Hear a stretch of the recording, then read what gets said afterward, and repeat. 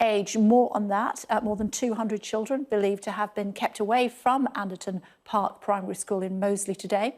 Comes after days of protests from Muslim parents and community members campaigning against children learning about gay relationships. Joining us now to discuss this is Imam Ajmal Masroor. Hello to you. Thank you for joining us on the programme this afternoon. What do you think? Hi.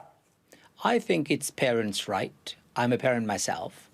And of course, as parent, I have all the responsibilities of from birth until they have become adult, to look after them, for their education, for their spiritual well-being, emotional well-being, for their safety. And this is a choice of the parents. And when the environment becomes toxic with extreme ideas, with almost entrenched views, and nobody is willing to even give an inch, that's when what we see is happening in Birmingham begins to happen everywhere else. But it's up to the school, it's up to the state to decide on the curriculum for a school. It's not up to the parents. It is up to the parents to make sure that their children are getting a wholesome education.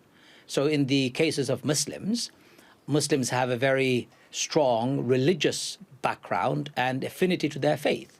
And if their faith has specific instructions that they have to follow, a state or any individual cannot demand 1.8 billion Muslims of the world to abandon their faith. That's a big ask. But this is not a faith school, it's a state school.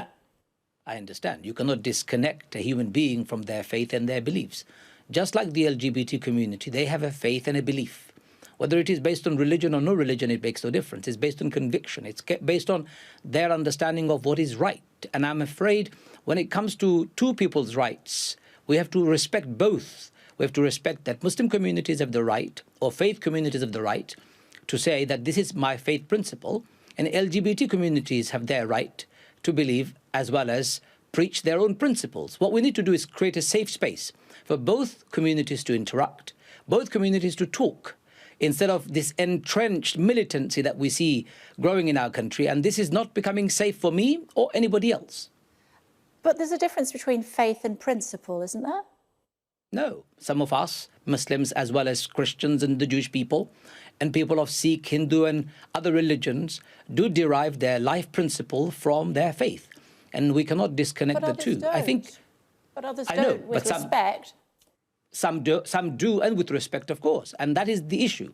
Tolerance is a two-way process. When we say multi-faith, multicultural, we talk about a free market of various thoughts and ideas. And in such a free market of thoughts and ideas, we can't suppress one over the other. While LGBT community have their rights, and that is that they should be respected and honored for their lifestyle, Muslim communities should equally be respected for their choice. And if that is not given, of course, parents would react. And I don't think anybody wants to see any reaction. What we want to do is create a space where we can be brothers and sisters in humanity, rather than trample over each other. We need to offer dignity and honor to everybody. Just because I'm a Muslim, it does not give me the right to take away a person's humanity and dignity.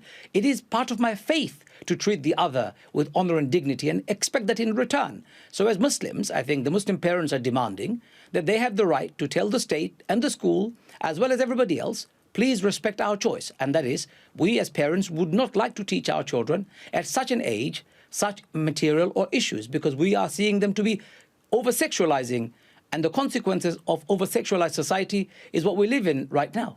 Well, that's a conversation for another day, I suppose. But as far as young Muslims are concerned, what if they decide that they are gay or curious? They're not going to find out what to do to keep themselves safe at home, given what you said. So surely the best place to do that then is at school.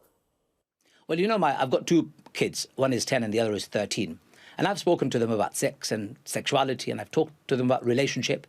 When I taught them about sex and sexuality, I did not begin by discussing sex and sexuality as a physical act on its own. I talked to them about sexual ethics. I talked about morals. I talked about love relationship. We as a parent, mother and a father in that relationship, exemplify what we call a safe space of love and protection for children.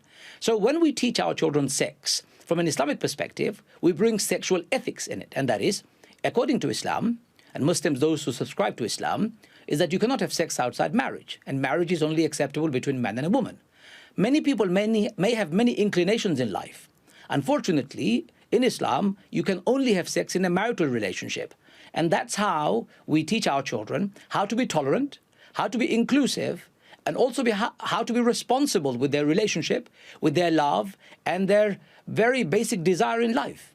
But these children are not being taught how to be tolerant or how to be inclusive. They're being taught that it's unacceptable to be gay. I think they're being taught from an early age that sexuality and sex should not be thrust on your face and you should not be robbed of your innocence so early. I think that's what the Muslim community is saying, that we don't want our children to be exposed to these complex issues.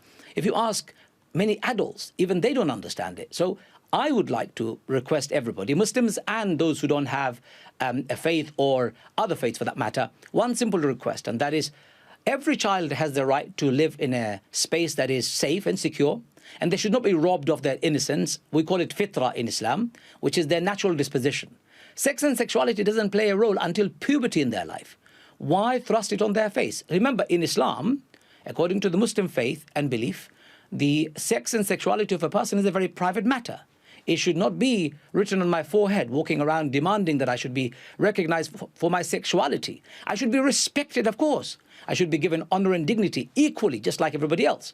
But my children and children of the world should be protected from being exposed to over-sexualized environment and losing their innocence too early. And what about the other children in class at this school who see these protests outside and think, oh, I don't quite understand what all of that is about? I mean, surely that Yes. they have a right as well. I agree, and I've been thinking that myself. So I would have asked for the LGBT communities and Muslim communities to sit together, not just in Birmingham, but across the country, and come up with where we agree, how we can coexist, how we can create a space of love and affection based on our common human brotherhood, rather than our differences. I need to tolerate and accept the differences, and I would like that in return.